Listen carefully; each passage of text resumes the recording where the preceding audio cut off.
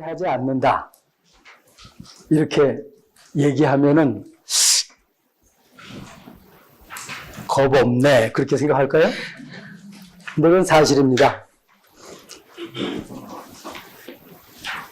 처음 시작된 것은 1986년입니다. 1986년이면 지금부터 상당히 됐죠. 그 당시에 제가 인천 직할시에 도시계획국장을 했는데 상당히 젊었을 때 했어요. 33살이었습니다.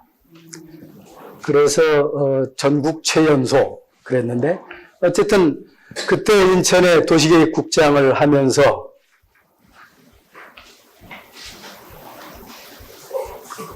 인천 이대로 두면 안 되겠구나 라는 것을 느끼게 돼요. 여러분들도 전문가니까 전문가들은 그 독특한 냄새 맡는 게 있잖아요. 그죠? 이러면 안 되는데 이렇게 되는 게 있어요. 사실은 이게 리더에서 굉장히 중요한 덕목 중에 하나예요. 꼭 똥인지 된장인지 찍어 봐야 맛을 안다, 구분한다. 리더의 본질은 본색이죠. 리더 본색. 남이 못 느끼는 것을 느낄 수 있어야 돼요. 여러분들도 그렇죠. 이거 물건 괜찮은데? 따져보니까 굉장히 괜찮더라. 이렇게 되는 거죠. 그때 제가 도시계획국장을 하면서 이대로 가면 인천은 망한다. 이런 신호가 잡혔어요. 그래서 어떻게 하면 망하지 않고 대한민국의 굉장히 중요한 로케이션, 위치적 가치를 가지고 있는 인천이 망해서 없어지지 않고 대한민국에 기여를 할 수 있을 것인가 그런 생각을 하게 됩니다. 왜 그러냐 하면은 그것은 제가 도시계획국장을 한다는 것은 시장을 대신해서 도시계획국장을 하는 거거든요. 시장이 저를 도시계획국장을 시킨 것은 어린 나이에도 시킨 것은 믿고 시킨 거죠. 시장이 저한테 도시계획국장을 맡긴 것은 저의 전문성을 인정해서 해준 것이에요. 거기에 대한 보답을 해야 되는 거죠. 그래서 인천이 망해가는 징조. 인천은 항구로 해서 만들어진 도시입니다. 인천항은 도크로 되어 있어요. 인천항에 나가보면 한 달 동안도 외항선을 볼 수가 없어요. 인천 망하는 거 맞죠? 그 당시에 인천으로 들어가는 도로가 130만 직할시인데 인천으로 들어가는 도로가 단 3개밖에 없었다. 여러분 이해가 가세요? 논두렁까지 포함해서 그래요. 경인고속도로 4차선, 경인국도 4차선, 그리고 수임산업도로 2차선, 수원 쪽에서 확장을 해오고 있는 중 이 3개뿐이 없습니다. 왜 인천이 그 지정학적, 위치적 자산을, 좋은 자산을 가지고 있는 인천이 그렇게 됐어야만 했을까? 왜 그랬을까요? 퀴즈. 이거 맞추시면은 우리 부동산학과 주임 교수님 계시죠? 무조건 A입니다. A 플러스. 그것은 바로 인천이 수도권에 있기 때문에. 엄청나게 아이러니컬하지 않아요? 제가 이 프로젝트를 어느 정도 성공시킨 후에 2000년대 초에 시도지사 회의에 가면은 다른 시도지사들이 인천시장을 엄청 부러워했어요. 왜냐하면 다른 데는 다 죽었는데 인천만 100대 1, 300대 1 그렇거든. 그래서 부러워했어요. 그러고서 그 사람들이 뒤돌아서 가지고 자기들끼리 그런 얘기를 합니다. 지가 잘나서 됐나? 수도권에 있으니까 됐지. 제가 그 얘기를 들으면 그렇게 얘기하는 도지사가 이끄는 시도는 미래가 없다 그런 생각을 해요. 그는 책임 전가 아니에요. 사실은 인천이 그렇게 쇠락할 수도 있고 앞으로 미래가 암담한 이유는 인천이 수도권에 있기 때문이었어요. 구체적으로 더 얘기를 하면은 수도권에 있는 그 값어치보다 수도권 억제 정책의 힘이 더 셌기 때문이에요. 이제 이해가시나요? 아무것도 할 수 없어요. 미안합니다. 수도권 억제 정책 때문에 아무것도 할 수 없어요. 수도권 억제 정책은 박정희 대통령 시절서부터 태동이 됩니다. 1986년 전두환 대통령 시절입니다.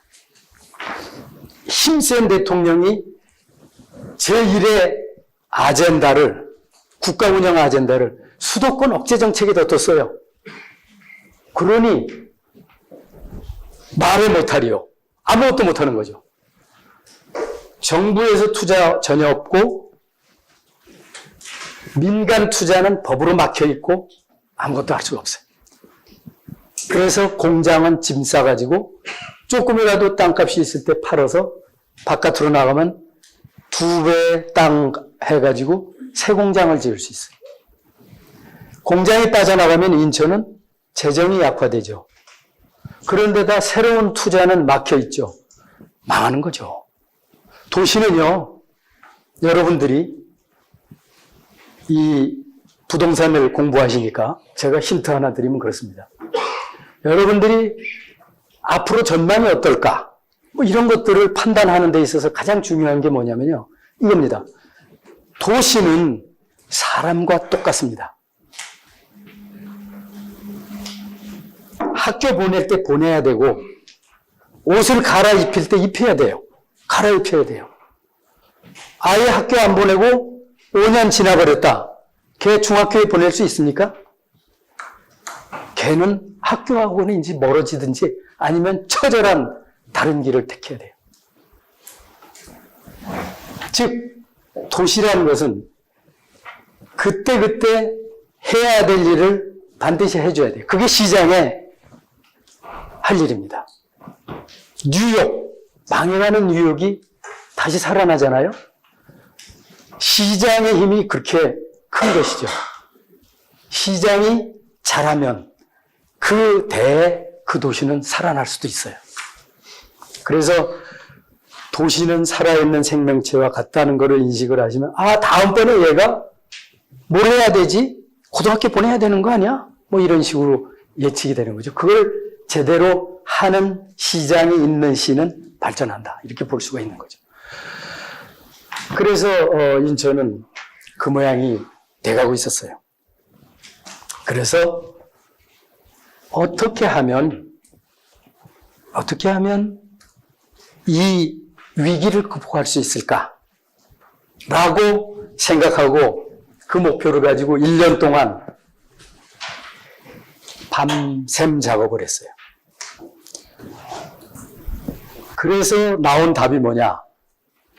이것은 정치적으로 해결할 수 없는 것. 그렇죠? 수도권 억제 정책은 대한민국 정부가 하는 1번의 아젠다인데 가서 바짓가랑이 붙들고 매달려도 소용없는 일이에요. 130만 도장을 받아가도 소용없는 일이에요. 대한민국이 움직이는 거니까. 그래서 그 답을 저는 이걸로 냈습니다. 대한민국이 죽을 길이 뭔가? 대한민국이 지금 가고 있는 길이 죽는 길인가? 하는 것을 생각했어요. 왜냐하면 그 정도로 임팩트가 없으면 대통령이 마음을 바꿀 수가 없는 거잖아요. 그래서 어떻게 하면 대한민국이 죽는가? 하고 봤더니 대한민국은 20년 후면 죽을 것이다. 라는 예측이 나옵니다. 그것은 바로 뭐냐면은 그동안의 대한민국이 살아왔던 방식은 저임금에 의한 제조업에 의해서 배고픈 것을 면해왔던 거예요. 그러나 그것도 어느 시점을 지나게 되면 임금이 따라 오르지 않을 수 없고, 그러면 넛크래커에 끼인 호두알 신세가 된다 이거죠. 그건 그 당시도 그런 비유를 경제학자들이 많이 했어요. 넛크래커에 낀 호두알 신세. 저임금 국가는 계속해서 올라오고 있고, 치받아 올라오고, 원천 기술을 가진 선진국은 점점 멀어지고 있고, 그 사이에서 우리는 이 사람들한테 추월당하면 다시 배고픈 시절이 오는 거잖아요. 바로 저임금에 의존한 제조업, 어떻게 그러면 벗어나야 될 것인가? 이 답을 우리가 제시하면 되는 거죠. 이 답을 인천이 해결하는 걸로 제시하면 대통령이 마음이 움직이지 않겠어요? 그래서 그 인천이 해결하는 것으로 정책의 방향을 만드는 것이 뭐냐면 국제 비즈니스 서비스업을 인천에 태동시킨 거예요. 국제 비즈니스 서비스업, 뭐죠? 혹시 생각나는 게 있어요? 국제금융, 물류, 하다못해 콜센터, 디자인, 이런 것들이 바로 국제 비즈니스 서비스업이에요. 쉽게 얘기하면 홍콩처럼 사는 거예요. 그래서 제가 만든 그 프로젝트의 another name이 포스트 홍콩 전략이라는 거예요. 홍콩이 어떻게 삽니까? 홍콩엔 제조업이 한 개도 없어요. 국제 비즈니스 서비스업으로 살아요. 그 국제 비즈니스 서비스업을 요즘 말로 바꾸면 뭐냐면은 지식 정보 산업입니다. 우리나라가 안고 있는 태생적인 문제, 해결 안 되는 문제 중에 가장 큰 것이 뭐죠? 그것은 내수 시장이 작다는 겁니다. 그래서 우리는 지금도 그런 얘기를 하잖아요. 서비스업이 약해서 선진국 되는데 문제가 있고 국민들이 소득을 일정 한도 이상 높이는데 한계가 있다라고 얘기하잖아요. 그죠? 그런데 그래서 가끔 그 서비스업을 진흥시키기 위해서 어떻게 해야 하느냐는 정책을 탐구하고 내놓습니다. 그러나 그게 된 일이 없어요. 그동안에. 왜냐하면은 내수 시장이 작으면 세계 10위 경제 대국이 그 내수 시장 가지고 서비스업을 안에서 해결한다는 것은 불가능한 일에 목표로 두는 거예요. 근데 우리는 자꾸 그걸 파고 있다고. 그래서 저는 제조업과 서비스업 좋은 시너지. 그런데 그 서비스업을 내수로 천만에 불가능. 그럼 어떻게 해야지? 국제로 영역을 넓히면 된다. 시장의 범위를 국제로 넓히는 거예요. 그 넓히는데 모든 걸 다 넓혀가지고는 경쟁이 안 되죠. 어떻게 해야 되느냐? 우리가 잘할 수 있는 것, 이것을 넓히자. 우리가 잘할 수 있는 것은 뭐죠? 거대한 상품 시장, 거대한 이 머천다이즈, 미국이나 유럽에 아주 전통적으로 크게 가지고 있는 그 사람들의 자산을 넘어설 수 있는 길이 없는 부분이 바로 그런 상품 시장이잖아요. 우리는 만들긴 해도 팔아서 부자 되긴 참 힘든 거죠. 그래서 우리가 잘할 수 있는 게 뭐지? 그건 사람이다, 사람. 그래서 국제 비즈니스 서비스예요. 사람, 우리의 재능을 가지고 잘할 수 있는 분야, 그게 국제 비즈니스 서비스입니다. 지식정보화 산업입니다. 아니나 다를까 우리나라는 IT, 이걸로 해서 세계에 경쟁하고 있잖아요. 그쪽으로 가자. 그거에 좋은 본보기가 홍콩이다. 이렇게 된 거죠. 그렇게 계획을 짜가지고, 그런데 저는 말로 그치는 걸 무지하게 싫어해요. 저는 원래 토목공학을 전공하고 대학원하고 박사를 도시 계획을 했어요. 그래서 피 속에 공학이 녹아 있어서 말로 끝내는 거 아주 싫어해요. 딱 들어보면 저건 입담이 좋군. 그럼 그 다음서부터는 듣기 싫어요. 이제 정책이 나왔죠, 그러죠? 동부가 국제 비즈니스 중심 도시 건설이었어요. 그 프로젝트의 이름이, 그 정책의 이름이. 그러면 뭘 가지고 할 건데 그렇게 좋은 무지갯빛 환상 누구든지 얘기할 수 있잖아요. 누구든지는 물론 아니겠지만 어쨌든 얘기할 수 있다. 그걸로 끝나면 안 되는 거죠. 뭘 가지고 할 건데. 그래서 저는 도시 가지고 하기로 했어요.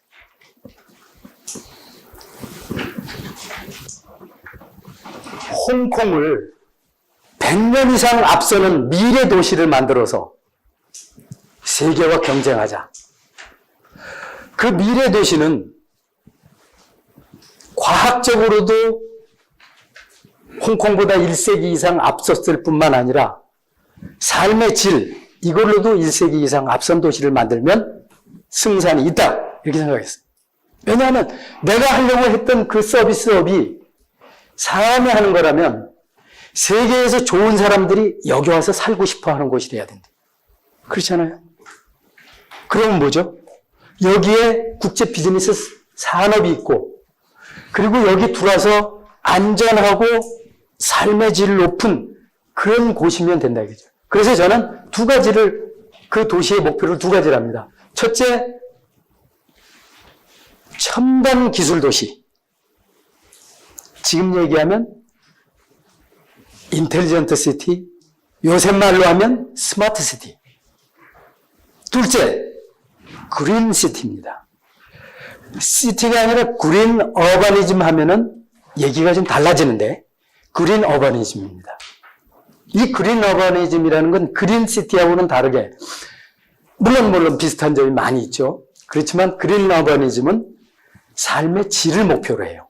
공해도 작고, 또 여러 가지 혼잡이라든지 이런 것도 적고, 이런 등등의, 그러면서 그린을 가지고 있고, 그 2가지를 가지고 승부를 보면 가능하지 않을까라고 생각을 해요. 왜냐하면 홍콩의 둥지를 튼 세계적인 비즈니스 서비스업 종사자들을 일로 데려와야 되니까. 그 사람들이 여기 와서 비즈니스를 하면 돈을 번다. 돈 벌 뿐만이 아니라 너무나 살기가 좋다. 애들 교육시키기도 좋고 미래도 있다. 이렇게 되면 되는 거 아니에요? 그거를 어떻게 만들어주면 될까? 이런 거가 있는 거죠. 그래서 저는 이것은 완전히 새로운 세계를 건설하는 거니까 백지가 필요하다라고 생각을 했어요. 백지 아니면은 그거는 이뤄낼 방법이 없어요. 기존 도시를 헐어가지고 어떻게 많은 비용과 시간 불가능이죠. 그래서 그 백지를 송도 앞바다를 매립해서 백지를 만듭니다. 백지인데 그것도 다른 사람이 가지고 있는 백지 아무 소용없잖아요. 내가 가지고 있는 내 맘대로 쓸 수 있는 백지. 매립하면 되는 거죠. 그래서 송도 앞바다를 매립해서 신도시를 만든다. 이것이 프로젝트 하나예요. 2번째 프로젝트는 그럼 도시만 만들면 끝나는 거냐? 아니죠. 그 도시를 세계와 연결시킬 수 있는 것. 그것도 24시간 세계와 연결시킬 수 있는 방법을 만들자. 그래서 만드는 것이 첨단 국제공항입니다. 24시간 운영되는 첨단 국제공항. 그래서 영종도와 용의도 앞바다를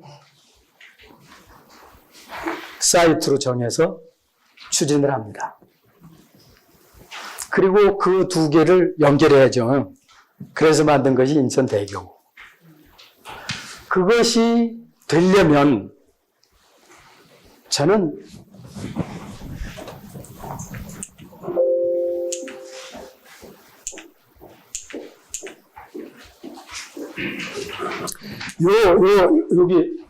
요게 이제 송도 정보화 신도시예요.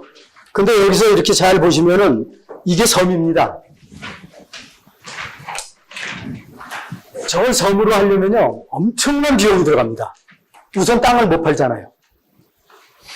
그 다음에 땅 못 팔로 끝나는 게 아니라 다리를 많이 놔야 되잖아요.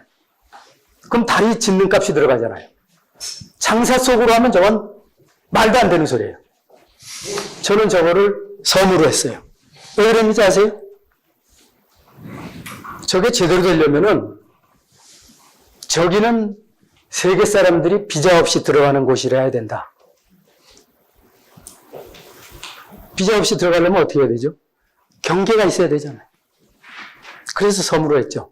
물론 그린시티를 만들기 위해서 수변 공간을 확보한다는 목표도 같이 가고 있죠.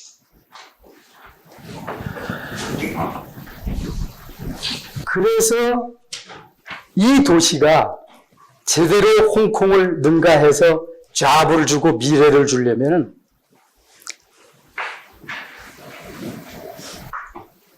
이 도시는 반드시 가져야 하는 게 있어요.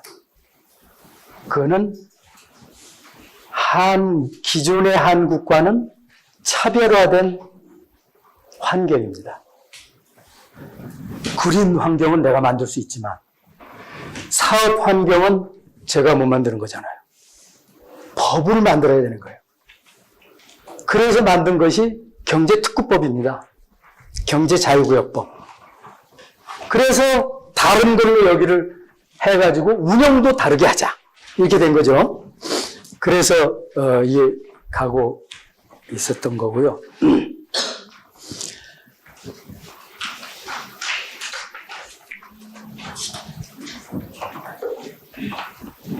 저거를 밤새고 1년 동안 해가지고 만들었어요. 여러분 상대해봐서 잘 아시지만 도시계획국장, 광역시의 도시계획국장이 되게 바빠요. 거의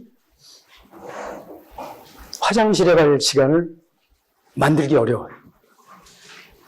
왜냐하면 집무실 밖으로 나오면 비서실에 항상 쭉 앉아 계시니까. 그러니까 낮에는 아무것도 못해요. 결제하고 회의하다 끝나는 거죠. 끝나고 나서 저녁 먹고 여비서 보내죠. 그러고 나서 들어오면 이제 아무도 없죠. 그때서부터 시작해서 저 스타디를 하는 거예요. 빠르면 새벽 1시, 늦으면 새거나 새벽 2, 3시. 이때 집에 갔어요. 그때는 갔다가 아침에 출근하다가 신호등이 바뀌는 사이에 잠이 들어가지고 사람들한테 욕을 엄청나게 많이 먹었어요. 근데 굉장히 기분 좋았던 거는 정주영 회장님이 그런 얘기를 했죠. 아침이 빨리 오기를 기다린다고. 그것을 느꼈어요. 왜 이렇게 밤이 기냐? 새벽 2, 3시에 잠자리에 들어가지고 왜 이렇게 밤이 길지? 빨리 내일이 와야 되는데. 왜냐하면 할 게 있으니까. 그래서 그런 경험도 해봤어요. 어쨌든 1년여의 그런 세월을 두고 해서 이 프로젝트를 만들어가지고 그 당시에 인천시장이 박백은 시장이에요. 혹시 아시는 분 계신가요? 박백은 시장이라고 전두환 대통령 시절에 7세죠. 지금 말하면 경찰청장 하시다가 인천시장으로 오셨는데 그분한테 가서 설명을 쭉 드렸어요. 그랬더니 박 국장, 너 내가 경찰 출신인 거 알지? 나는 정보에서는 대한민국 최고. 근데 행정에 대해서는 하나도 모른다. 그러니까 내가 보기에는 말 되는 것 같으니까 청와대 가서 설득을 좀 해라. 그래서 예, 그 대신 그 전에 꼭 미리 가서 양해를 구해야 될 때가 있다. 전경환 씨한테 가서 먼저 설명을 드려라. 전경환 씨가 누군지 아시죠? 전두환 대통령 동생인데 진짜 실세죠. 그분이 새마을 회장을 하고 계셨어요. 저쪽 김포 공항 옆에. 그분이 영종도를 새마을의 메카를 만들겠다고 해가지고 구상을 많이 해놓고 침을 쫙 발라놨을 때예요. 연수원도 짓기 시작을 하고. 사실은 박백원 시장님은 제 생명의 은인이에요. 만약에 그거 없이 청와대 가서 나댔다가는 33살로 공직 마감이죠. 예. 그래서 그분한테 가서 전화를 해주셔서 이제 넥타이 메고 더운 때였어요. 가가지고 설명을 드리는데 그분을 설득을 하려면 사전에 준비가 있어야 되잖아요. 그래서 공대생답게 사전 준비를 철저하게 했는데 말짱 시간 낭비만 했어요. 왜 그런지 아세요? 그분은 보고를 5분 이상 받는 일이 없대. 근데 이 일을 5분 가지고 어떻게 설명을 해서 설득을 합니까? 그러니 다른 방법이 없죠. 그래서 그 대신 뭐 소득이 없지는 않았어요. 딱 준비를 하고 간 게 하나 있었어요. 그게 뭐냐면 어금니를 꽉 물자. 재떨이가 날아오면 어금니를 꽉 물어야 이게 이가 안 나가죠. 그죠? 그래서 비장한 각오를 하고 가가지고 설명을 드렸는데 40분 했어요. 몇 번 들었다 놨다 했죠. 그게 제가 나이도 어리고 그 얼굴 잘생긴 덕을 본 거예요. 차마 거기다 대놓고 뭐라고. 그래서 설명을 했더니 그분이 그러시더라고요. 나는 알았으니까 청와대 가서 보고를 드려보시오. 그러더라고요. 근데 사람이 그거를 그대로 고지고대로 들을 사람이 누가 있어요? 나는 노다 임마. 택도 없는 소리 하지 마라. 청와대 가서 받고 맞아라. 이거 아니에요? 그래도 나와서 시장님한테 전화를 했죠. 시장님 됐습니다. 오케이입니다. 거짓말한 거 아니죠? 노라고 안 했거든. 가서 해보라고 그랬잖아요. 그래서 예습니다. 그리고서 이제 청와대를 갔죠. 가가지고 그 당시에 그 담당 부서는 경제수석실이에요. 경제수석실에 갔는데 행정관이 마침 저희 기술고시 10년 선배. 제가 기술고시 출신이에요. 그 선배께서 얘기를 쫙 들으시더니 알았으니까 놓고 가. 비서관한테 보고라도 해야 될 거 아닙니까? 나도 그냥 가. 그래서 얼른 도망왔죠. 근데 그 사람이 말이죠. 무슨 일을 할 때 그때그때 고비가 있는 거예요. 순간적인 판단이 굉장히 중요해요. 만약에 거기서 내가 비서관한테 보고라도 하고 가게 해달라고 끝까지 연계 붙었으면 보고라도 할 수 있겠죠. 근데 얼른 끝내고 일찍 갔죠. 만약에 그 보고 했으면 이 프로젝트는 세상에 빛을 못 보는 겁니다. 끝나는 겁니다. 왜냐하면 그 당시에 그 비서관이 이거를 가장 반대한 사람이에요. 나중에 정말 목숨 걸고 반대한 사람. 그리고 거기다 얘기했으면 뭐 초장부터 박살나는 거잖아요. 그래서 갔죠. 근데 그거는 여러 가지로 굉장히 큰 전술적인 의미가 있어요. 왜냐하면은 이렇게 큰 프로젝트를 시장이 관심을 가지고 추진을 하는데 청와대에 사전 보고 없이 했다. 그러면 저는 위험해요.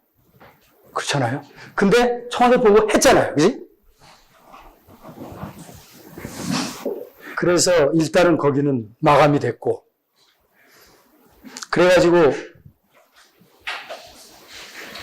쑤셔보는 거죠. 뭐 여기 가서 이야기하고 저기 국회의원한테 가서 얘기하고 뭐 아무리 해도 누가 이 얘기를 제대로 듣습니까? 저 정신 이상한 사람 아니야? 이렇게 되는 거죠. 제가 생각해도 제가 정신이 좀 이상했으니까. 근데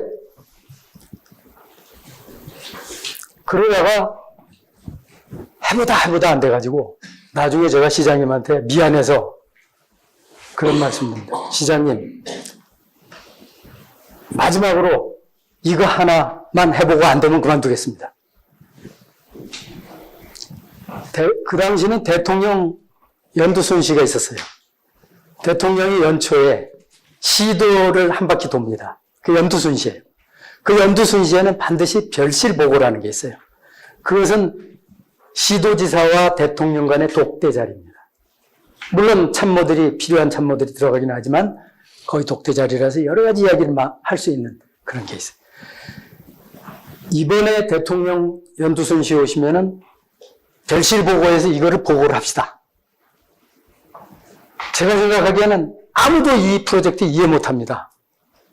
시장님하고 대통령만 이해할 거니까 거기다가 보고를 올립시다 그랬더니 괜히 그러자고 그러셨어요. 대단하죠. 그 자리에서 다른 얘기할 게 얼마나 많은데 그거를 상의해서, 그래서 제가 그거를 직접 그림도 그리고 오려 붙이고 해야죠. 그 당시는 미니 차드라는 걸 썼어요. 지금은 컴퓨터로 해가지고 쭉 보여주잖아요. 그때는 미니 차드예요. 차트를 써가지고, 군대에서는 큰 차트, 대통령 보고는 미니 차트. 그래가지고 거기다가 필경사 시켜서 착 써가지고 그림 그려서 딱 돼요. 그때는 아무도 그 일을 할 사람 없고 돈은 없어서 용역 줄 수도 없으니까 제가 직접 그렸죠. 그래가지고 해서 보고를 드렸어요. 결과는 저는 그런 생각을 해요. 대통령은 다르다. 왜냐하면은 대통령은 국가 경영을 책임지고 있기 때문에 최종 책임자잖아요. 그리고 국민을 대표하기 때문에, 그리고 역사 앞에 서 있기 때문에 대통령은 보는 눈이 다르고 생각이 다릅니다. 확실한 것 같아요. 제가 그것을 설명했을 때 오랜 세월 동안 설명을 하고 다니고, 물론 그 추진이 되는 과정에서도 많이 하고 다녔는데, 그때 진짜로 이것을 바로 이해해주고 했던 분이 5분입니다.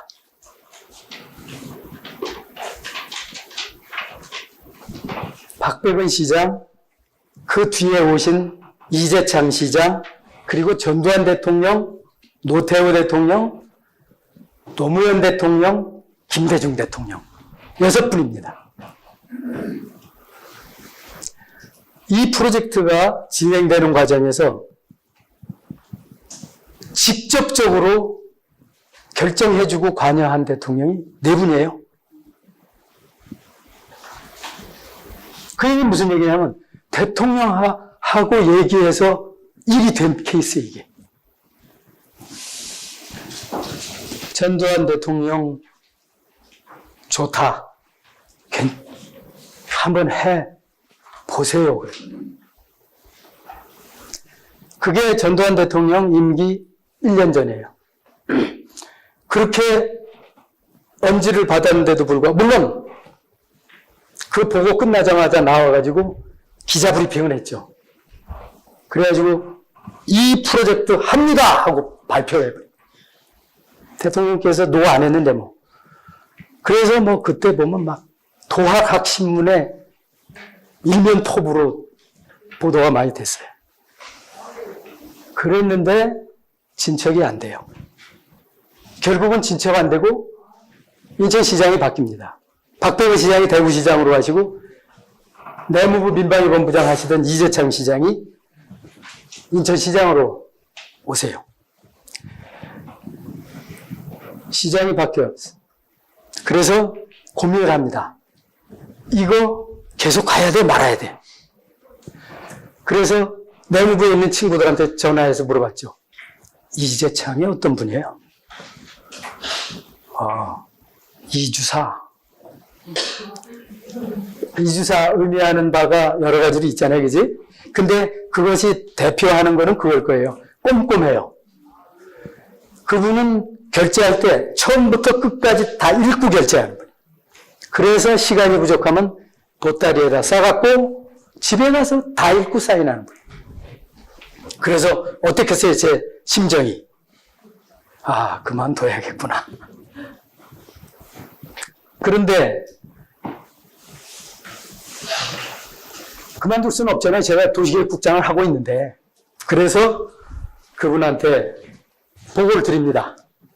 그랬더니 보고를 받으시고 답이 없어요. 가만히 앉아 계시는 거예요. 그래서 제가 선입감이죠. 이주사라는 그 선입감이에요.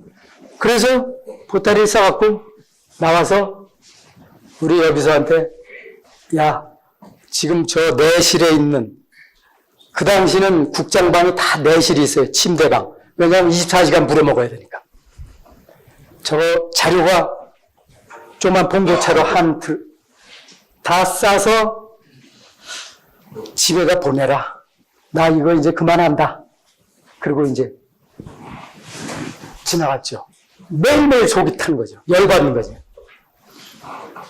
그래서 회의에도 웬만하면 안 가는 거죠. 시장 회의는 안 가는 거예요.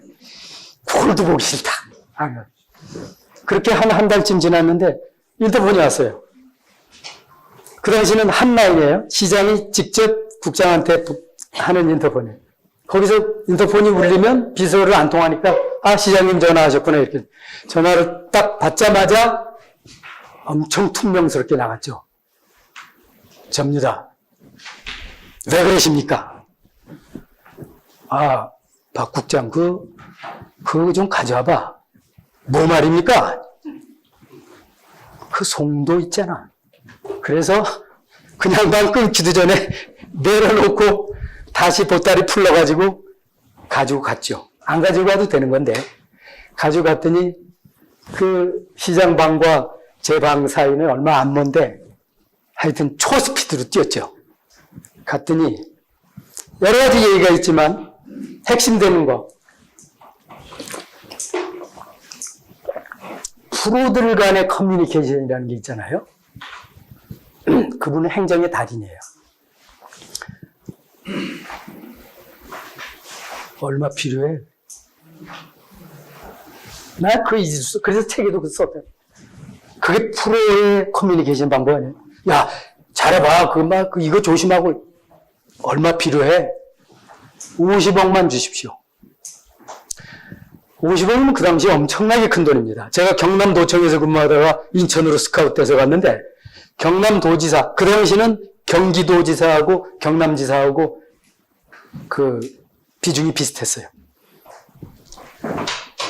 그 경남지사가 1년간 쓸 수 있는 가용자원.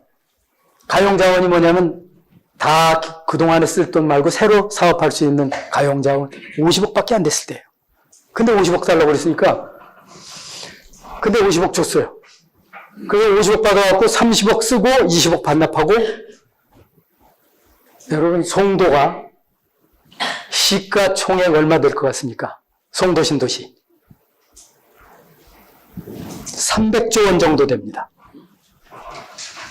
30억 가지고 만든 도시입니다.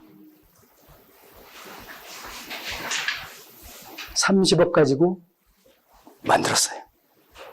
어떻게 만들었느냐 궁금하지 않아요? 이거는 비밀이라 따로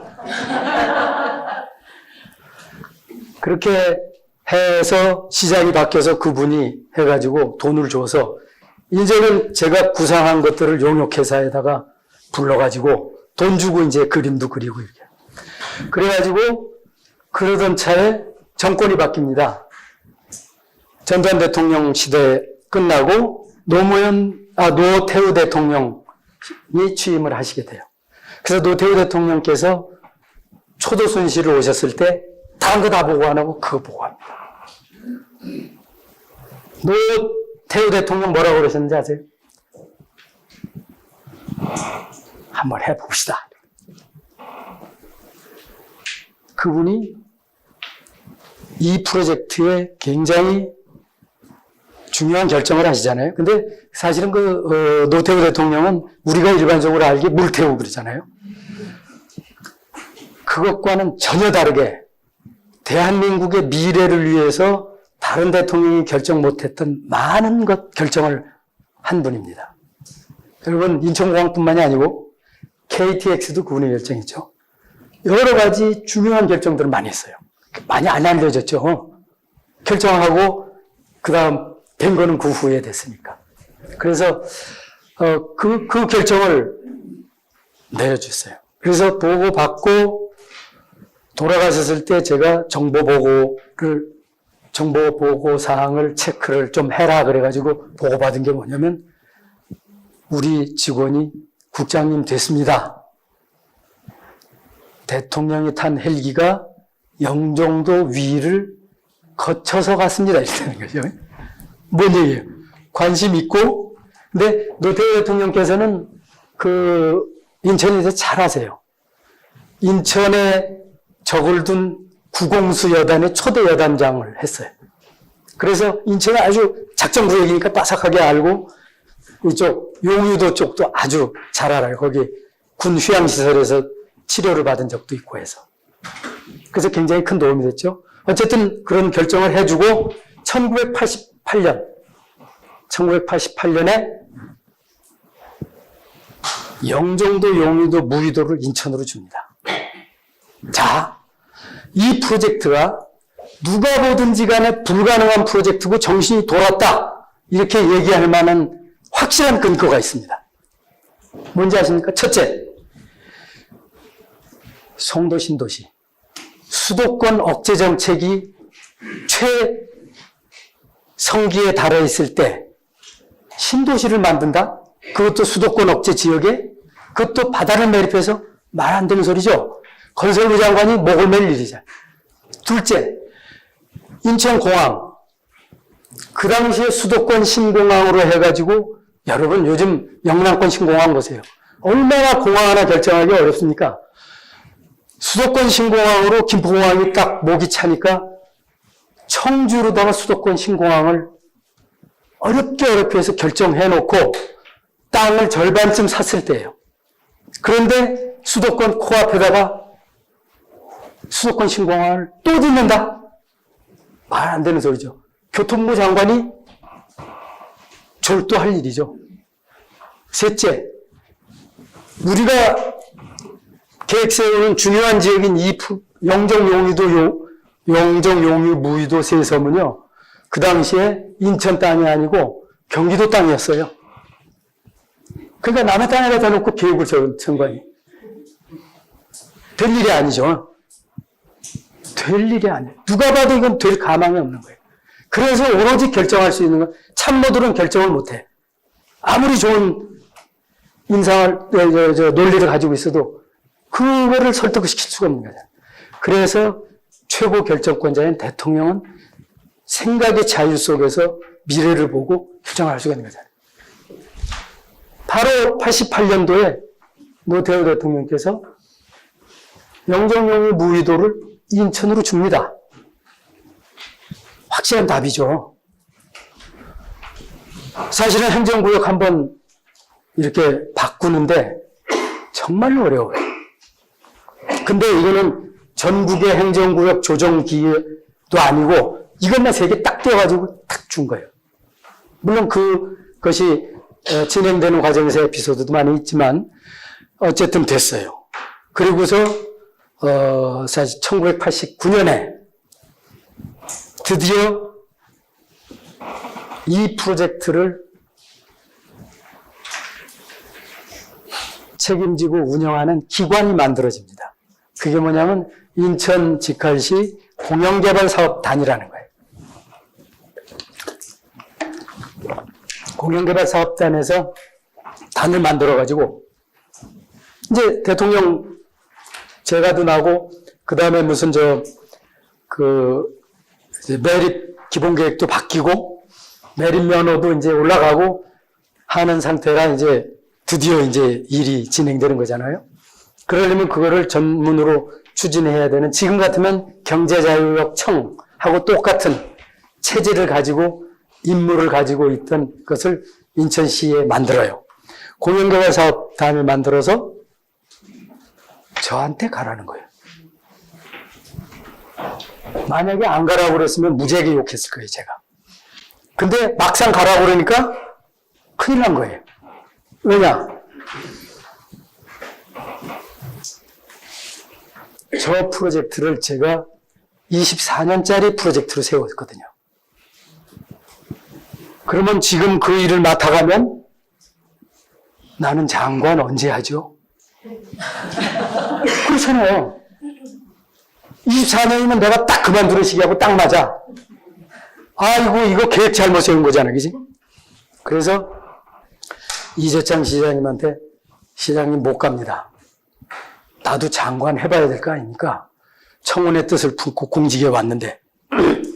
그랬더니 이재창 시장님, 배신 때리는 거야? 이걸 누가 아는데? 나도 몰라. 당신밖에 아는 사람이 없잖아. 다 된 죽에 콧바트릴 일 있냐? 해. 그래가지고 해야 될 운명이야. 그래서 제가 조건을 3개 겁니다. 이게 비즈니스 딜에, 그죠? 유리한 자리를 차지하고서 하는 거죠. 만약에 제가 그 자리를 가야 되겠다라고 해서는 그 딜은 불가능한 거잖아요. 그래서 버티다가 시장님 좋습니다. 그럼 내가 장관 되는 거 포기하고 그거 할 테니까 3가지 조건을 들어주십시오. 뭔데? 그죠? 뭔데? 이렇게 하는 거죠. 그래서 첫째, 인사권을 나한테 주십시오. 시에서 직원 내가 다 뽑아가겠습니다. 사실은 제가 근무하면서 좋은 사람들을 계속 메모를 합니다. 저는. 이 사람은 어떤 사람이고 뭘 잘하더라. 사람 없으면 못하는 거죠. 사람이 제일 중요하잖아요. 그거를 시청 총무과장이, 내무국장이 발령 내주는 사람 가지고 그 일을 어떻게 합니까? 그래서 인사권을 나한테 주십시오. 둘째, 이 지역의 도시계획 권한을 나한테 주십시오. 100%. 시장님한테도 보고 안 합니다. 내 결제로 끝나는 그 도시계획 권한을 나한테 주십시오. 셋째, 이 사업은 시 예산을 안 쓸 겁니다. 특별회계로 독립해서 하게 해 주십시오. 이렇게 3가지 요구해요. 그래서 오케이를 받아서 합니다. 어떻게 해서 30억 가지고 300조 만들었느냐. 그 3가지 때문에 가능한 거예요. 여러분, 도시계획은 현대의 연금술입니다. 그렇죠? 여러분들이 제일 잘 아시잖아요. 그 권한을 제가 100% 가지고 있어요. 제가 신청하고 제가 허가내 주는 거잖아요. 그리고 내 마음대로 그림 그린 거잖아요. 그래서 그 첫 해에 지나고 그 다음 해 예산을 1000억을 세웁니다. 이거 다른 말로 하면 1년 동안 1000억 버는 겁니다. 왜냐하면 특별회계이기 때문에. 그래, 왜 내가 이걸 특별회계로 하고 시의 예산을 안 쓴다고 했냐면, 시에서 아무리 그 당시에 인천이 부자라고 해도 많이 줄 수 있는 게 100억 이상 받기가 어려워요. 그것도 계속 받아야 되는 거잖아요. 의회에서 다른 소리 해버리면 또 엉망진창 되는 거잖아요. 거기 믿고 하면 이 도시는, 그리고 이 도시는 굉장히 급한 도시 아니에요? 나라의 미래를 걸고 나가는 사업인데, 그래서 100억씩 받아도 200년 내지 300년 걸리니까 안 받는 게 낫다. 그거 주고서 감나라, 배나라, 나중에 저기에다 투자해야 될 돈 다 빼가고 이러면은 안 되잖아요. 그래서 그렇게 했던 거예요. 그런데 실제로 그렇게 해서 돈을 벌어가지고 투자를 하는 겁니다. 매립사업에도 투자를 하고 이렇게. 그 돈은 해가 갈수록 많이 버는 거잖아요. 그래가지고 이 사업을 추진해요. 실제로 이 사업은요, 이 매립 사업을 위해서 시에서 예산 준 거 없어요. 근데 지금은 무지하게 가져갑니다. 전에 유정복 시장이 있을 때 자기가 인천 빚 다 갚는다 뭐 이런 얘기 했잖아요. 그거 다 송도 땅 팔아가지고 그런 거예요. 송도 땅은 5년이 우리 땅이거든. 주인이 인천시예요. 공영개발 사업. 그거 하나 팔면 보통 수천억에서 2개 팔면 1조 단위가 넘어가요. 그거 팔아가지고 그냥 갚는 거 얼마나 쉬워요. 여기까지 오기가 얼마나 힘들었는데. 그리고 저 땅은 제가 인천에서 인천 시민들한테 특강할 때도 그런 얘기합니다. 이 프로젝트는 어떤 분한테 물어봤더니 인천공항이 인천하고 무슨 상관이 있어요? 그러면 그거 우리가 만든 겁니다. 몰라요. 그 대신에 인천에다가 내놓으라고 하는 거는 내놓으라고 해요. 그러니까 제가 그분들한테 그 얘기를 합니다.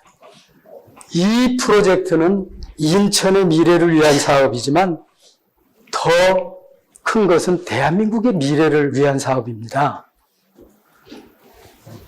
미래입니다. 이 대한민국의 미래를 위해서 인천 우리가 사업을 시작하고 추진을 했지만 대한민국의 국민들이 엄청난 피 같은 세금을 여기에다 많이 때려 부은 겁니다. 그렇잖아요? 지금 인천으로 들어가는 고속도로가 몇 개입니까? 앞으로 만들어질 것 같아요. 그 당시에 53개밖에 없던 길이 지금은 수십 개예요. 고속도로만 10개 가까이 됩니다. 만약에 그걸 중앙정부에다 대고 경인고속도로 6차선으로 확장해 주십시오. 매달린다고 해줬겠어요? 이렇게 많은 국민의 혈세가 여기 들어가 있습니다. 그러니까 이것은 바로 인천 사람들이 여기에서 편리를 보고 하는 것으로 끝나서는 절대로 안 됩니다. 이건 앞으로 대한민국의 미래를 위해서 써야 될 그런 프로젝트고 땅입니다. 이런 얘기를 하지요. 그래서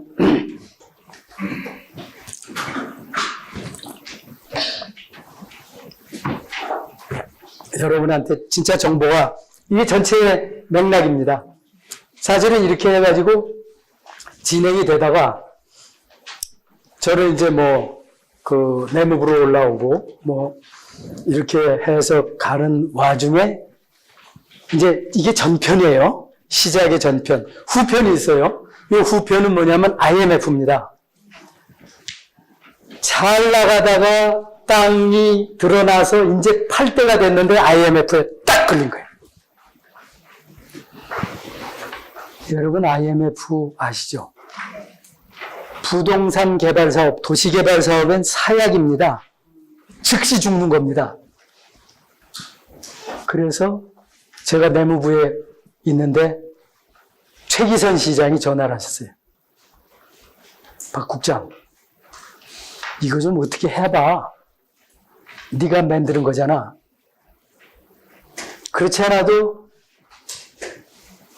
그 즈음에 나오는 신문을 보고 계속 마음이 싱숭생숭하고 아팠어요. 왜냐? 인천 파산. 이게 신문에 공공연하게 막 나왔어요. 그래서 참 저거 큰일 났다. 어떻게 해야 되나 그러고 있는데 시장한테 전화 왔어요. 그래서 기획관리실장으로 내려갔어요. 내려가가지고 그걸 해결합니다. 그게 2001년도입니다. 땅을 누가 삽니까? 현대, 삼성 공짜로 준대도 안 삽니다. 그때는 공짜가 아니라 사기만 하면 그 회사는 골치 아파지는 거예요. 모든 부동산을 다 팔아야 되는 입장이었거든. 그래서 고민을 하다가 못 팔면 하나 건너뛰자. 어차피 국제 비즈니스 목표로 하는 거니까 국내 손 하나 거치지 말고 바로 미국에다 팔자. 그래가지고 미국하고 유럽. 그래가지고 제가 그 투자유치부라는 조직을 하나 만듭니다. 투자유치부를 조직을 만들어가지고 여러분 굉장히 중요한 게요. 기구라는 게 굉장히 중요해요. 거기에서 밥 먹고 사는 사람이 있어야 끝까지 물고 늘어지는 겁니다. 그래서 투자유치부 만들어가지고 제가 점주가 났던 친구를 투자유치부장으로 보내가지고 해외에다 팔자. 이래가지고 뒤집니다. 그래서 나온 게 게일입니다. 게일 포스코. 게일 포스코, 게일을 처음에 데려올 때 최기선 시장이 뭐라고 약속했냐. 조성 원가의 절반 가격으로 줄게 이렇게 된 거죠. 근데 물어보지도 않고 그런 얘기를 한 게 다행이죠. 물어봤으면 안 된다고 그랬지 분명히. 그게 법상 공유재산법상 불가능해요. 1년 동안 미국에 왔다 갔다 거의 100여 차례 왔다 갔다 하면서 그 사람들하고 협상을 합니다. 마지막 협상을 뉴욕에서 했는데 일주일 동안 뉴욕에서 협상을 하는데 저 사람들은 변호사가 협상을 해요. 회장하고 뭐 사장하고 이런 사람들은 같이 멤버로 들어와 앉아있고 중요한 때 결정만 해주면 돼요. 우리는 돈이 있어야 변호사를 데리고 가지. 저하고 투자유치 부장하고 직원 하나, 보조할 셋이 가가지고 일주일 동안을 하는데 통상적으로 가서 일주일 하고 오면 그렇게 해요. 그러면 그 중에서 영어 할 수 있는 사람이 저밖에 없어요. 투자유치 부장은 한 5, 60%. 그 맨 마지막 고시 출신, 그 행정고시 출신 직원 못해. 그러면은 하루 종일 해가지고 헤어지잖아요. 헤어지면 그냥 헤어집니까? 계속 더 깊은 얘기하기 위해서 술 먹고 밥 먹어야죠. 그러고서 방에 들어오면은 10시, 11시 되잖아요. 그럼 그때서부터 우리는 샤워하고 둘러 앉아가지고 복귀하는 거예요. 바둑 복귀하듯이. 야, 이거 나는 이렇게 들었는데 이거 맞아? 뭐 이래가지고. 그러면 이제 그쪽에서 요구하는 사항, 우리가 요구할 사항, 이런 것들이 클리어되는 과정에서 중요한 건 뭐냐면 저는 미국 사람들하고 협상하는 게 굉장히 가장 기억에 남고 편했던 것 같아요. 왜냐하면 그 사람들은 논리와 증거를 들이대면 승복합니다. 그래서 우리는 하다가 야 이거 안 되겠다. 이거 자료 보내라 그러면 마침 그때 인천시는 낮이에요. 우리는 밤이고. 그러면 거기다 전화해가지고 거기서 텔렉스 팩스로 해가지고 보내면은 그거 해가지고 그 다음날 가져가서 봐라 이렇잖아. 이렇게 되는 거죠. 그 마지막 협상에서 제가 그 사람들한테 최종적으로 딜을 합니다. 아까 시장하고 딜도 중요했지만 굉장히 중요한 딜이에요. 첫째, 땅값, 시가로 주라. 둘째, 여기 국제 비즈니스 할 때니까 국제 비즈니스에 걸맞는 시설들을 너네 부담으로 해라. 그게 뭐냐면 예를 들자면 센트럴파크, 여러분 센트럴파크 가보셨죠? 그 센트럴파크 가보시면 꼭 저를 생각하셔야 돼요. 센트럴파크를 만들어서 1달러에 우리한테 넘겨라 이렇게 된 거죠. 컨벤션 센터 너희가 먼저 투자해가지고 만들어라. 체드윅 스쿨, 그 체드윅 스쿨이 국제학교가 하나만 있는 게 아니에요. 또 하나 있어요, 이쪽에. 근데 지금 체드윅 스쿨이 대한민국 최고의 국제학교잖아요. 최고의 국제학교 2개 만들어라. 잭 니콜라스 골프장 만들어라. 잭 니콜라스 골프장, 딴 사람은 안 돼. 잭 니콜라스 골프장을 만들어서 PGA를 유치해라. 잭 니콜라스가 네 친구잖아. 친구니까. 그래서 사실은 우리나라 잭 니콜라스 골프장은 세계에서 가장 잭 니콜라스가 공을 들인 골프장입니다. 잭 니콜라스가 직접 아들이 그 설계회사를 가지고 있지만 그분이 레이아웃을 직접 잡고 한 달에 한 번씩 와가지고 공사 감독을 했어요. 잭 니콜라스. 그리고 뭐 여러 가지 그런 그 공용의 그 공간들, 시설들을 이런 것들을 해주라. 그리고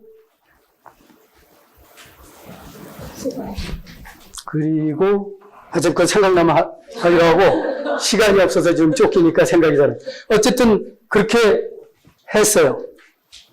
그러면 너네는 뭐 해줄 건데? 당연히 이렇게 나올 거 아니에요? 그래서 한마디로 너희 사업을 100% 성공하는 걸 개런티 해주겠다고 했어요. 만약에 너희 성공 못하면 물르자. 어떻게 성공하게 해줄 건데? 첫째, 경제 특구로 만들어줄게. 경제 특구로. 둘째, 인천공항과 송도 신도시를 직결하는 다리를 놔줄게. 셋째, 지하철을 송도까지 놔줄게. 이 세 가지 가지면 나도 성공해. 이거 가지고 성공 못하면 너네는 이 비즈니스계에서 성공 못해. 이거 해주면 됐잖아. 오케이. 그래서 합의를 하고 계약서에다가 명기를 합니다. 조건 1, 경제자유구역, 경제특구. 둘째, 인천대교. 셋째, 그때는 제2연립교라고 그랬어요. 셋째, 지하철. 만약에 이거 안 되면 물른다. 이렇게 해서.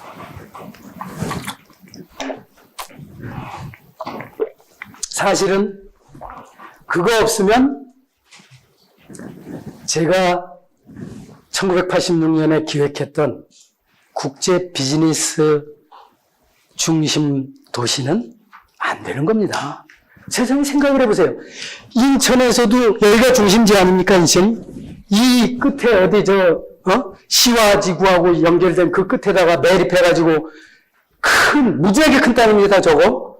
보통 큰 땅이 아니에요. 1,500만 평이 넘지 않습니까? 1,600만 평. 그렇게 만들어 놓고 땅이 팔릴 거라고 생각을 해요? 안 되는 겁니다. 이거 없으면 못하는 거니까 게일한테 딜을 넣어가지고 받아낼 거 좀 받아낸 거죠. 그래서 다 받아냈어요. 고맙게도 게일 회장은 나하고 약속한 100% 지켰어요. 나도 또한 그 사람하고 약속한 100%를 지켰습니다. 어떻게? 사실은 제가 약속한 게 훨씬 더 어려운 일이었어요. 경제특구를 만든다? 말 안 되는 소리잖아요. 김대중 대통령님을 현장으로 모셔가지고 설득을 했어요. 그래서 그때 김대중 대통령 계실 때 동북아 국제 비즈니스 중심 도시건설이라는 아젠다가 동북아 국제 비즈니스 중심 국가건설로다가 격상이 됩니다. 그래서 김대중 대통령 때 12월 달에 여기 와서 우리가 건의해서 가셔가지고 지시를 하셔가지고 1월 달 연두교서에 국가 아젠다 1번 동북아 국제 비즈니스 중심 국가건설이 딱 들어가는 거죠. 다리, 인천대교. 그거는 사실은 우리가 정부에다 돈 달라고 안 그랬어요. 허락만 해달라고 그랬어요. 안 해줍니다. 왜 안 해주죠? 영종대교 공항고속도로가 1년에 1,000억씩 적자해. 그거 다 국민 세금으로 때려 넣어줘야 되는 거예요. 그러니까 재경부, 건설부 다 반대죠. 하나 더 만들면 적자폭 커질 거다. 이건 아주 기본적인 생각이잖아요. 미친 생각이죠. 영종도에 그 많은 돈을 들여가지고 공항 만들어 놓고 저렇게 만들어 놓고 황금의 땅을, 국제적으로 보면 황금의 땅을 다리 하나 더 놓으면은 감염차가 적어져서 더 많이 물어내야 된다. 이런 생각을 가지고 있으면은 나라 발전 안 됩니다. 그래서 돈은 정부에 달라고 못하니까 우리가 돈 마련했어요.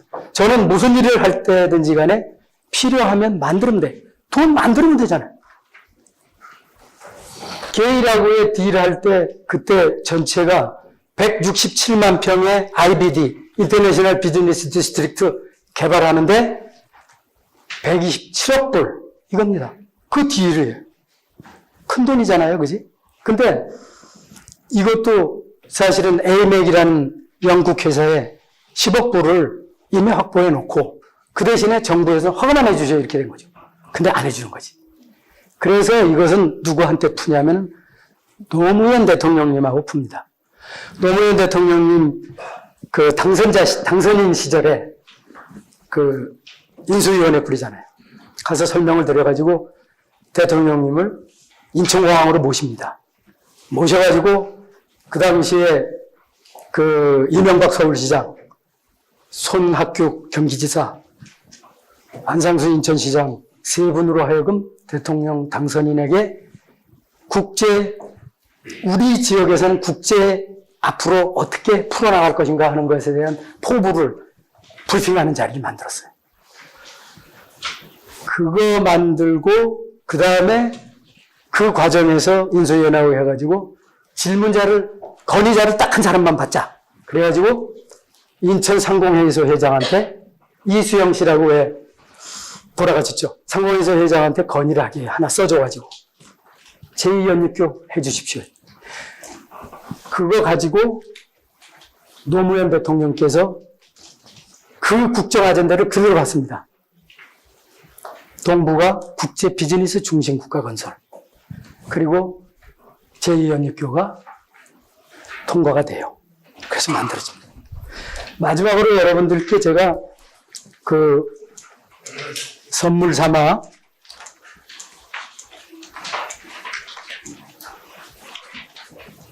이게 그 당시에 이 공항 자리예요. 이 자리가 공항입니다. 그래서 그 공항 물색하고 여러 가지 피지빌리티 스타디 하러 다닐 때 그때 그 사진이에요. 상당히 늙었죠? 어떤 분들이 그래요. 지금보다 더 늙었네? 왜 그렇게 늙었을까요? 먹이지는 않고 부려먹기만 해가지고. 자, 제가 여러분한테 그 아주 중요한 정보, 여러분들만 아는 정보를 두 가지 알려드리겠습니다. 인천공항이 세계 최고의 공항이 어떻게 될 수 있었을까요? 돈이 많아서 됐을까요? 자리가 좋아서 됐을까요? 인천공항이 세계 제1의 공항 위치를 계속 유지하는 것. 저는 그 목표를 100년을 목표로 했어요. 인천공항은 100년 동안 최고의 공항이 돼야 되기 때문에. 어떻게 해서 그렇게 될 수 있느냐? 저는 근거가 있는 얘기죠. 뭐냐?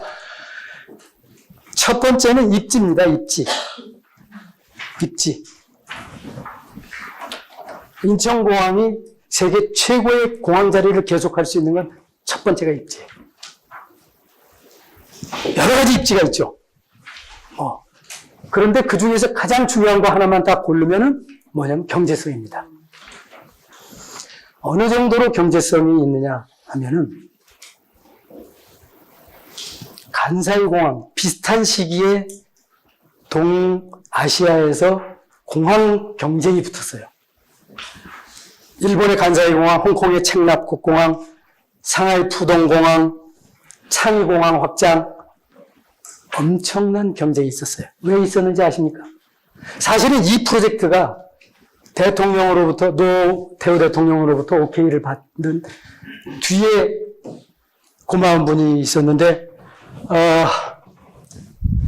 그때 경제수석 하셨던 분인데, 이 공항 때문에 사실은 그 프로젝트가 리젝트 안 당한 거예요. 왜냐하면, 그때 허브 공항을 누가 차지하느냐에 따라서 그 국가의 미래가 달렸다. 여러분, 허브 앤 스포크 알죠? 허브는 중심이고 스포크는 바깥에 있는 거잖아요.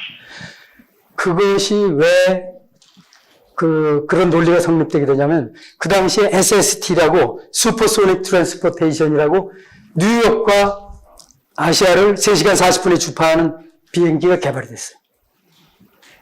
3시간 40분 만에 여기 오게 되면은 굉장히 비싸겠죠. 비싸니까 어떻게 해야죠? 더 크게 만들어서 한 번에 많은 사람 실어 날라야죠. 그러면 운임이 비슷해지잖아요.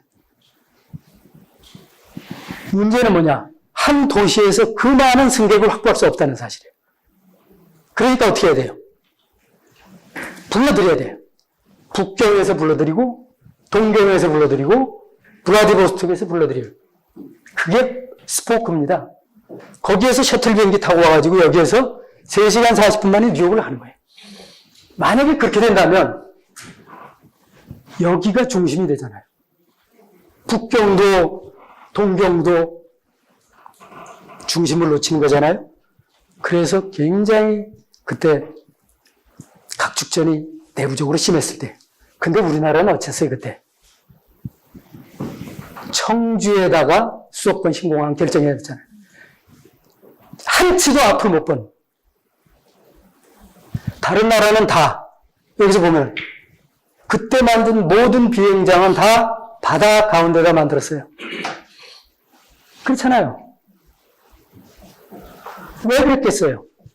바로 그 허브가 되기 위해서는 24시간 운영이 필요하고 내륙에 들어가게 되면 확장성도 없고 시끄럽고 안 되잖아요. 그래서 바닷가에만 이게 딱 그거잖아요. 근데 자 그런 장점들 다 제쳐놓고 경제성 얘기하면요. 그때 만든 간사이 공항이 부지 조성하는데 들어간 비용 간사이 공항의 20분의 1 가지고 인천공항 만들었어요. 20분의 1입니다. 20% 싼 게 아니에요. 이것은 무엇을 의미하느냐 하면은 여러분 공항을 만들든지 무슨 사업을 하든지 간에 하나의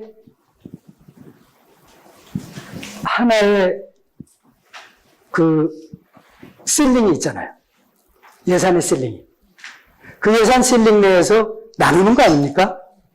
근데 다른 데에서는 대개 그 예산 실링의 대부분을 부지 만드는데 허비합니다. 그러면 인천은 간사이공항이 20분의 1로 부지를 만들었으니까 나머지 돈이 이만큼 남았죠. 간사이공항의 20배 되는 투자를 다른 데다 할 수 있어. 어디다? 시설에다 하는 거죠. 터미널, 물설비. 다행히 그때서부터 그 물설비는 터미널은 정말로 돈이 필요해서 돈이 들어가야 제대로 되는 시설들이었다고요. 옛날엔 그냥 어디 이렇게 방이나 만들어 놓고 콘베이어 벨트나 만들어 놓고 그랬잖아요. 그때서부터 그게 달라지기 시작하는 거예요. 그래서 모든 것이 가능해진 거예요. 자, 두 번째 비결. 리더십입니다. 강동석 리더십입니다. 강동석 장관 전에 이거 잘 해놓고 나중에 건설부 장관 되셨는데 그 당시는 항만청장을 끝으로 해가지고 나오셔서 이걸 했어요. 이분이 이 프로젝트를 10년 동안 했어요. 강동석 씨는 이 프로젝트에 제대로 걸맞는 분이에요. 성실하고 비전 있고 비전도 실무적으로 있고 청렴하고 여기에서 이것이 되는 10년 동안 컨테이너를 놓고 10년을 살았어요.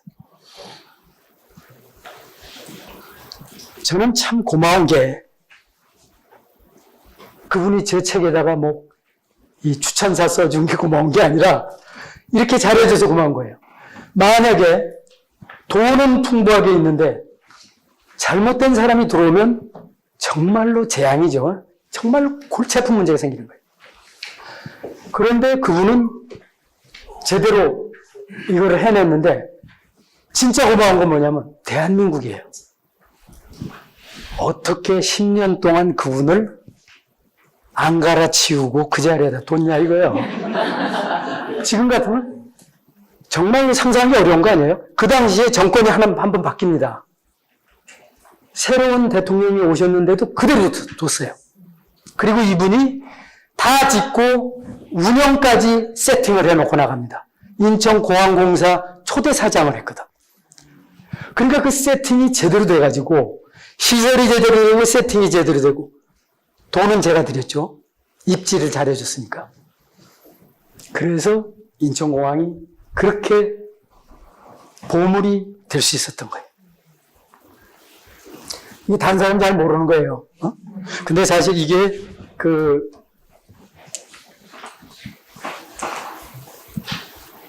여기 어떻게 해서 그럼 그렇게 경제성이 있었느냐 그거를 설명하자면 그렇습니다. 이 원래 토목공사는요, 토목공사 비용의 대부분은 어디에서 결판이 나냐면 토공에서 결판이 나요. 다시 말하면은 돌과 흙을 어디서 실어오느냐 아니면 어디다 갖다 버리느냐에서 결판이 납니다. 여기는 여기에 자리 잡았을 때 섬이 큰 게 3개 있었어요. 아주 큰 거 말고. 그 섬은 여기다가 공항을 만들려면 잘라내야 되는 섬이야. 그런데 그 섬을 제가 처음에 이 피지빌리티 스타디를 하면서 토공량 계산을 딱 해보고 그날 저녁에 통금을 했다는 거 아니에요. 술을 엄청나게 먹었대. 왜냐? 이건 신이 준 공항이다. 그 없애야 될 섬을 까가지고 바다에 집어넣으니까 딱 맞는 거예요. 갖다 버리지 않아도 되고 가져오지 않아도 되고. 그것도 바로 여기서 그냥 잘라가지고 컨베이어 벨트로다가 집어넣으면 되는 거예요. 안 쌀 수가 없는 거잖아요. 그지? 그래가지고 인천공항이 탄생을 하게 됩니다. 그래서 앞으로도 우리의 소중한 재산이죠. 대한민국 발전에 잘 써야 될 그런 부분이죠. 자, 시간이 10분 제가 까먹었으니까 질문을 2분만 받겠습니다.